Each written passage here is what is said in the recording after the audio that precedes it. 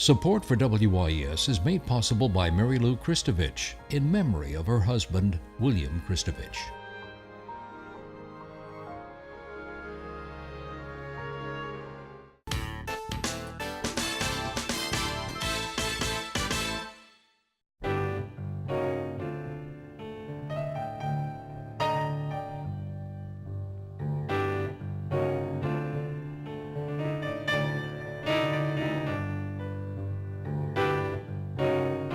Good evening. I'm Peggy Scott Laborde, and welcome to Steppin Out, spotlighting the New Orleans area's arts and entertainment scene. Seated at our table tonight, John Kemp, art columnist for Louisiana Life magazine. Hey, John, good to see you again. Hello. We're talking carnival a little bit too. Yes, Pop, that is a theme, John. Definitely. There's a theme. Yeah. The next few weeks, of course.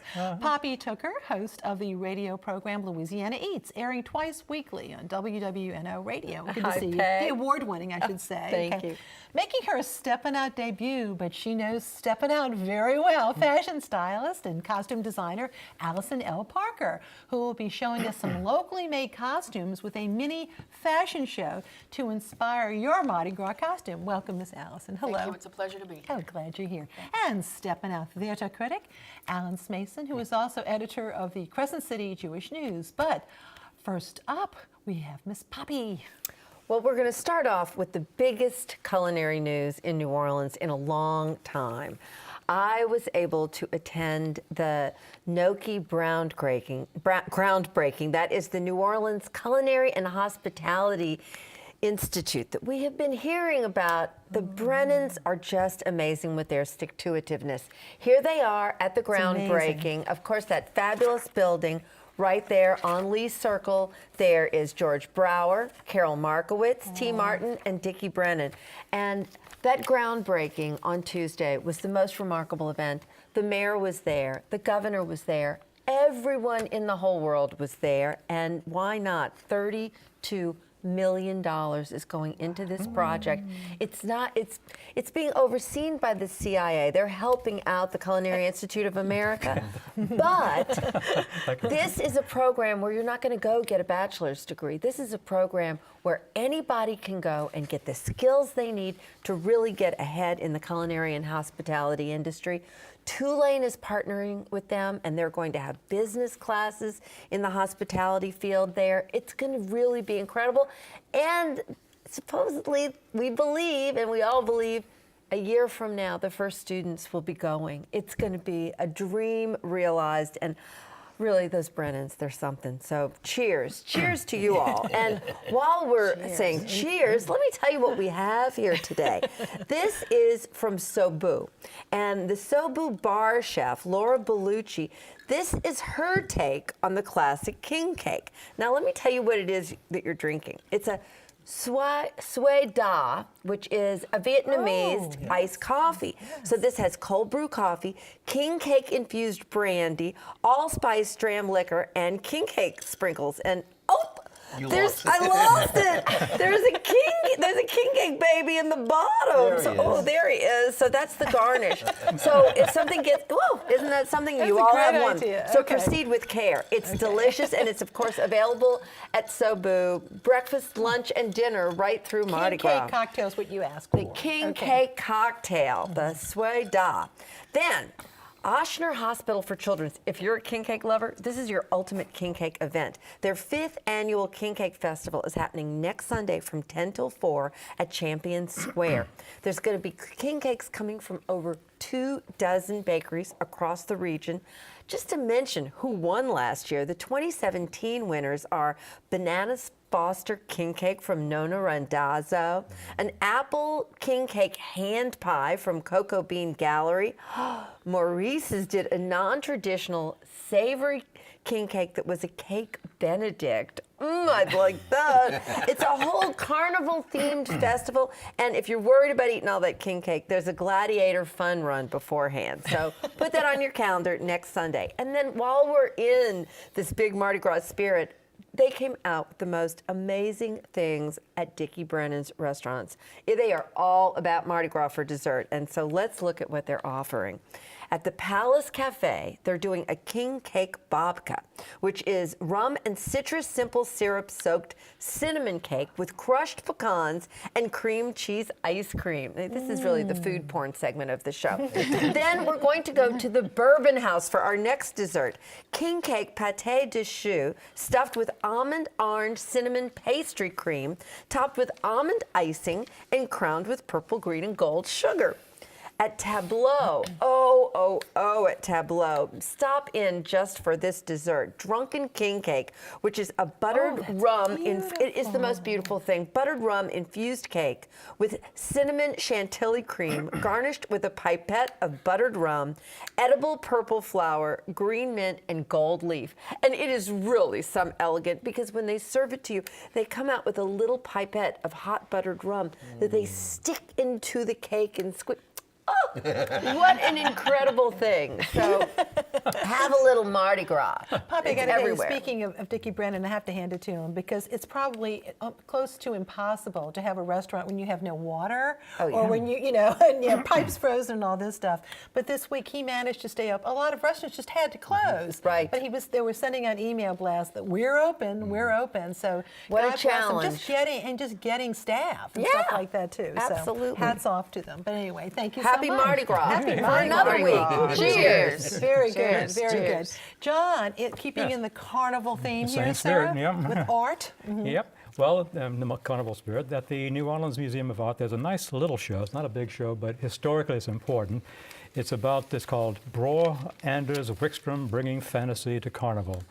If you're interested in Mardi Gras history, especially in costume design, it says, as you know well, this is Wickstrom was the primary float and costume designer for Rex from 1885 to 1910, and for Proteus from 1900 to 1910. It's a small show, but they have his original drawings, original artworks for 20 floats in 1904 for Proteus, and actually it's a bound volume of the entire series from Rex in 1910. With all its effects, the only known bound volume of the Mardi Gras, of Wickstrom's Mardi Gras designs. The excellent show. And what it does, he starts from the show, shows his initial drawings from the very beginning, all the way through the costume design phase to the finished product as to what the float will actually look like, including those, remember those 10-cent big spreads you used to get in the Daily Picayune back around Sure, 1900? the bulletins, The yeah. bulletins showing that, all of those. So he takes you from the design, from the drawings to the designs and what the actual parade will look like. And another one of the rare things in the photograph in the show is a photograph of a night parade in New Orleans. 1898 is the first known night parade photograph, and also a 1900 photograph of Rex showing his designs. So you had the conceptual drawings, you had the finished drawings, you have what the fantasy look of the bulletins, and then the actual photographs of what it's going to look like, what it actually looked like when it was on the street parading. So it's a very good show. All of these items come from the Tulane University Special Collections Division, except for a few in private Dr. collection. Stephen Hales and I think Henri. I saw the name, too. yeah, Henri. Yeah. So it's a good show and really worth seeing. There's a second show, has nothing to do with Mardi Gras, Carnival, but it's at the Lemieux Gallery. He's a relatively newcomer to the New Orleans art scene. His name is Aaron Belka. Originally from Utah, came to New Orleans just prior to Katrina in 2004. And right after the storm, he made this big splash in the New Orleans art scene with these very large painterly, in fact, we reviewed it on the show here, very large painterly images of the Louisiana marshland landscapes and also the little fishing villages, these big, beautiful paintings that he did. Well, this series is called Call to Post, where he's sort of concentrating and focusing on another aspect of New Orleans life, horse racing. Wow, so he that's has these really gorgeous. dynamic paintings, some of these things are 6 and 8 feet large. They're very large paintings. The horses, the thoroughbreds at the fairgrounds and also Evangeline Downs in Lafayette. But what struck me about when I was looking at these paintings, I'm now reading the Leonardo da Vinci book by Walter Isaacson. Yeah. And one of the We're things going to have him on in a few good. weeks. Yes. Well, and one of the passages, things he's writing about Da Vinci, Da Vinci was really the first artist to be able to capture motion, the sense of motion in a still object, be a sculpture or a painting. So I was looking at Belka's paintings, And you can just see these still images of the horses, but you can just feel the power of the muscles and the motion in these paintings. So it's terrific work, and he's doing a great job in New Orleans. You know, he's part of the Mid-City Art Studio, you know, that Yes. sort of collective. In fact, I saw him. I saw him while he was that's painting one of right. those images during that last opening. And I think his studio is obviously moved. But when I first met with him and interviewed him for Louisiana Life magazine, he was way down in the Bywater section in an old brewery, abandoned brewery, that he had these huge rooms where he could hang these paintings. But he does great work, and and you see his work all over the place now. In fact, he's even in the Ogden collection. So that's not bad for a fellow just arriving on the scene. That's not too shabby. Not bad at all. Good news. Thank you, John. Sure. And before we move on, though, I wanted to show you some pictures, actually, that I took at the opening reception I was telling you about for the Dame de Perlage Walking Crew's current exhibit, Goddesses in Bodices. This is a piece, of course, in tribute to Alan Toussaint and Fats Domino. And we also have one showcasing the Confederacy of Dunces. That's all beadwork, hand-done beadwork. And so you can see the Dame's other pieces of beaded art at the Mardi Gras Museum of Costumes and Culture on Conti Street from now till March 15th. But I was very, very impressed. And they're going to be in a few parades, and you can look them up on their Facebook page, too. And New Orleans Magazine's quiz queen, Julia Street, has a question for us. Last time, Joshua Fujita gave us the names of two sets of New Orleans mayors who were father and son, Dutch and Mark Morial, and Moon and Mitch Landrieu. Now, tonight's question. Who recorded the popular version of the song Mardi Gras in New Orleans? And on what corner did he plan to see the Zulu Queen? Email your answers to steppinout@wys.org. Our prizes, we've got some great prizes. A copy of the book, Mardi Gras Parade of Posters by Andrea Mistretta, who'll be having a book signing this Saturday at the Barnes & Noble in Metairie. We also have a copy of Errol Laborde's book, Mardi Gras Chronicles of the New Orleans Carnival, and a copy of New Orleans Mardi Gras Moments, a little paperback there, photos by Judy Bottoni, and text by me.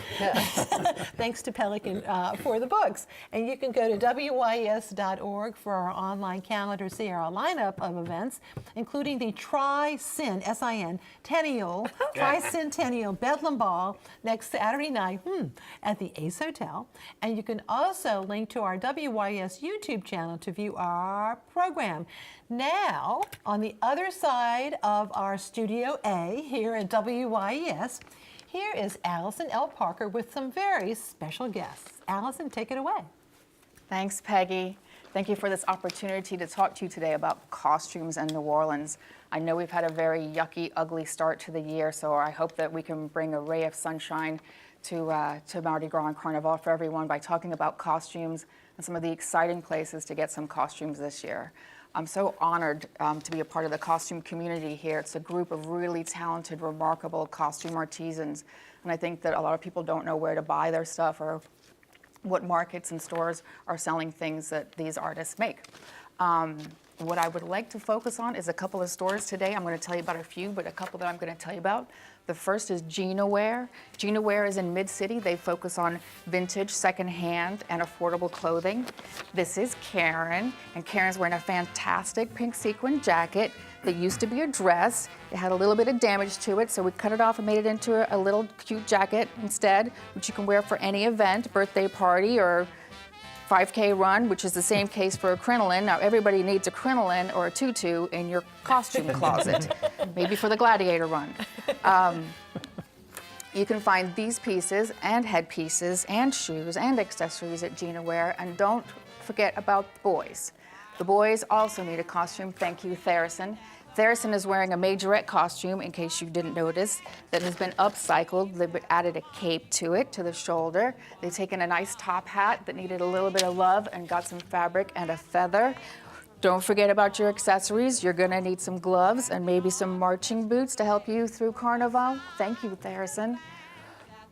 Next, we have the New Orleans Costume Center, located in the Marigny. Oh yeah, that's right. So the New Orleans Costume Center is a brand new place. It's been around since Halloween. They have fantastic supply of, what don't they have really? Costumes, accessories, wigs, hats, masks, a glitter bar. Yeah, this is for real. What Shell is wearing a fantastic ensemble, the aquarium. is a handmade headpiece by Caroline Thomas. Every single piece on this hat has been hand sculpted. This is the kind of talent we've got in New Orleans, people. And again, like the other pieces from Gina, where all of these separates can be taken apart and used with another costume, or maybe you want to wear just one piece for a birthday party or a 5K run. They've got those too. Don't forget your accessories, everybody. You're going to need some gloves, and you're probably going to need some fancy tights and some comfortable shoes, to say the least. Thanks, Shell. Next, we have Angel. If you didn't notice already, Angel's in a gumball machine costume. So this is where really, if you can imagine it, if you can dream it, we can build it. The Costume Collective also has a great group of talented costume designers you can call upon to custom design a project, but they also have their own pieces in the store also. So, worried about a pom-pom or a gumball falling off? I don't think so. These are all hand-stitched on, every single one of them, so they're not falling off. So they will make it through parades, birthday parties. They'll be around in a costume closet for a few years, I'm gonna say. And again, don't forget about your accessories. You wanna have some gloves? Why not? And some tights and some comfortable shoes. I would also like to add eyelashes. Eyelashes are a great accessory for a costume besides your regular makeup. Very easy to apply. You can get them in a multiple amounts of colors. And a gumball hat, why not? All of these headpieces are gonna stay on because they're built on top of other hats forever. Dancing, parading, marching, you name it. All of these hats and pieces are gonna stay on forever. Thank you, guys. So a couple of other places I want to tell you about. A couple of the places, events I want to tell you about. One for sure is a market that happens January 26th at the Healing Center.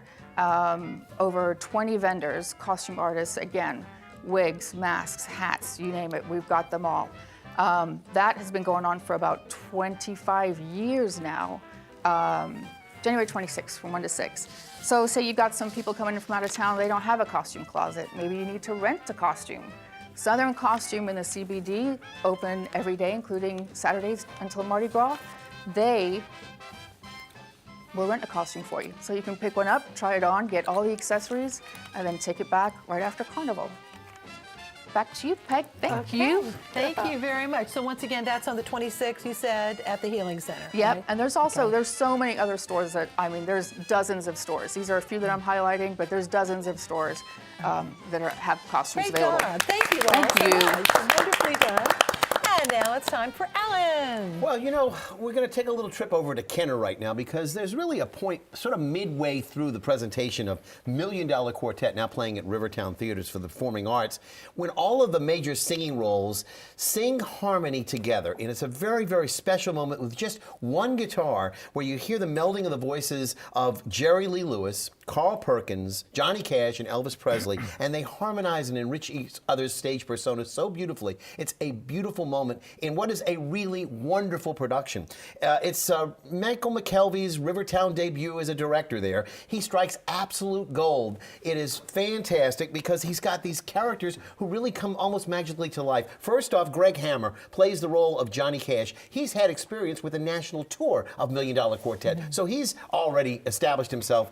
Also, Luke Lindstedt, who plays a young Elvis Presley, has played the role of Elvis in Million Dollar Quartet elsewhere. So the two of them already have set a great foundation there. And then to add to that, Mark Fucci, I don't know where he got all of the talent in that body of his, but he actually emulates Jerry Lee Lewis better than I've seen just about anywhere on stage. He plays the piano, bangs the keys like no one else, and his mannerisms are just so wonderful. And also Sean Riley plays a rockabilly Carl Perkins, the big figure there who did, of course, Blue Suede Shoes.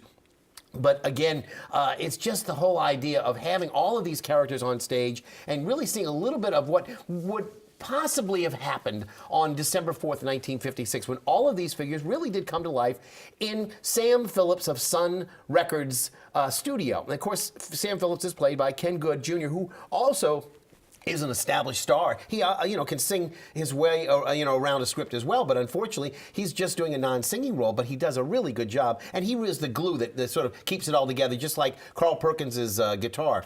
All of these guys play their own instruments. They really do a great job. I'd also like to give a shout out to Emily Guyan. This is her first appearance on a stage at Rivertown. She, of course, is known as a Victory Belle and has been in several of the World War II productions there. Fantastic. When she does Fever, I mean to tell you, it is something hot. And she also, of course, does one of our own New Orleans favorites that you might remember Smiley Lewis doing, and maybe if that's Domino, I Hear You Knocking. So again, $1 Million Quartet takes advantage of this really historically accurate, for the most part, listing of songs that you might know, Hound Dog from Elvis, and of course, See You Later, Alligator from Carl Perkins, and things of that sort, 16 Tons. There are a couple of let's say, poetic licenses. Jerry Lee Lewis didn't actually record some of his songs till 1957, so they're sort of like laying the groundwork there for him. But it's really, really a wonderful show, one that all the family will love, and I really think it's fantastic. A shout out also to Trey Ticer and Sam Dingle as the other two members of the cast who round out. They're the rhythm section. They're on stage the whole time. But again, Rivertown Theaters starts off the year every year with a really fantastic show. You remember a couple of years ago they had the Will Rogers Follies, which was award-winning, and then last year Billy Elliot. They really set the standard high. So again, $1 Million Quartet continues at the Rivertown Theaters through January the 28th. Wanted to also mention a great show on Broadway that's now touring. It's going to be here at the Sanger, and that is, of course, the music of George Gershwin. Who would not love George Gershwin's music set to a ballet? An American in Paris. And I saw this on Broadway, and it was one of the most thrilling performances I saw a couple of years back. It is coming to the Sanger. You won't want to miss that as well.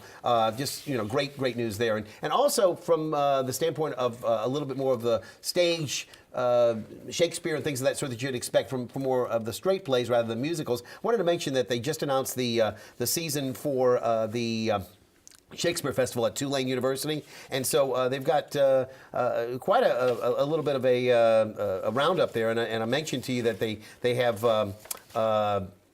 the plays All's Well That Ends Well, which is going to be in June, Macbeth, which is going to be in July, and again, those are the two main shows that they have. But they also have some fantastic other lanyap type presentations, stage readings, and things of that sort. They also wanted to announce. So go ahead.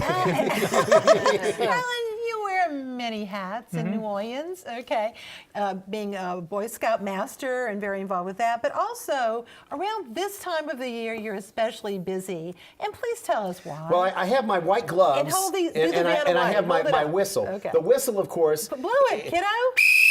All right. The whistle, of course, it's a military whistle, heavy whistle. I always have it with me. And again, that's to open up the carnival balls that I narrate. I write the manuscripts for about 6 or 7 different carnival balls every year. And again, you can see there's last week's crew of Iris. Iris Begins a New Era. And then from a couple from last year, crew of Carrollton. They have Argus that'll be on, as far as that goes as well. We're doing, and Toth and Babylon. So all of these are all different. They're all unique. Every one of these scripts is fantastic. That is the most serious I think I've ever seen you. It may well be. And again, it's taken from a book that Arthur Hardy published, which was specific for the centennial of the crew of Iris. Yeah. And if you've ever want to see a beautiful book, this is fantastic. It's at Plush Appeal, which is located in the Mid-City area, if you will. But they only have a few copies left. Again, it's around $50 or so. Again, though, I have to tell you, this is a fantastic work of art that Arthur did. And again, hats off to him. But yes, this is something that I love to do. I researched. How long have you been doing this? Well, I started doing the carnival balls, and it's interesting because in the book, Jim Clark did a lot of the writing. He researched it, and he found out that I actually started doing these back in the late 70s, like 1977.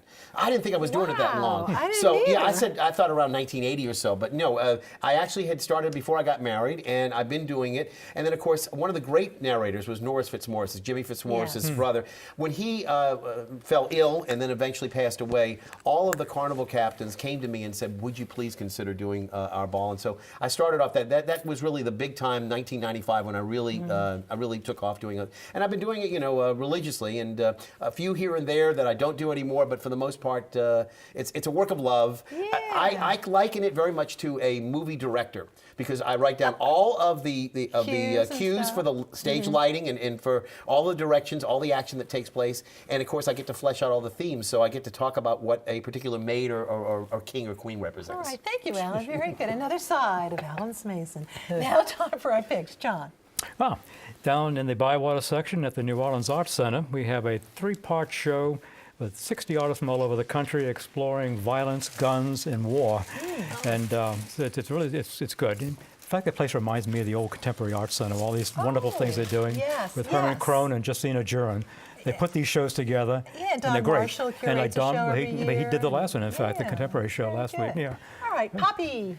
Well, tomorrow is the 2nd annual Mardi Gras Jerk Chicken Festival. And it's taking place at Central City Barbecue from 1 p.m. until 10 p.m.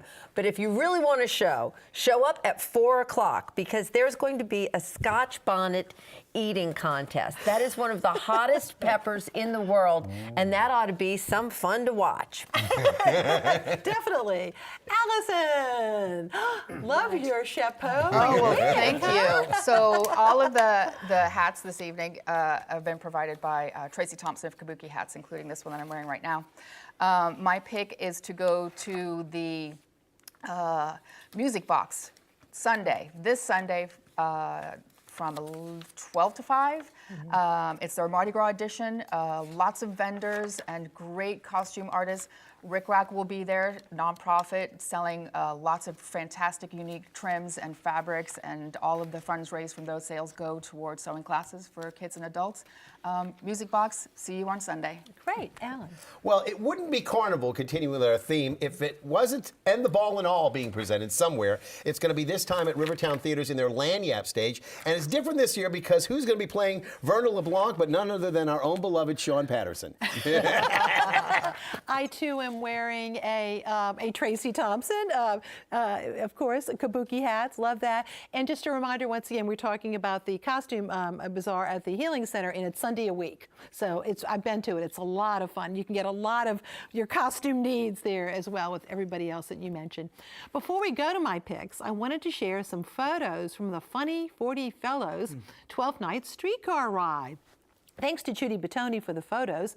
And look at these photos. Yeah, you see, this is all at the Willow Street Car Barn, and the PPP, which I am slightly involved in, takes flight and goes down St. Charles Avenue. It's great fun, but thank you, Judy, for those. Now, my picks. WYES's King Cake and Conversation talk is tomorrow morning at 10 a.m. Join me and Errol aboard at the station as we discuss Mardi Gras history and enjoy some king cake. And I'm going to show you some objects from our tiny Mardi Gras collection, too. Tickets are only $20, and all proceeds go to WYS.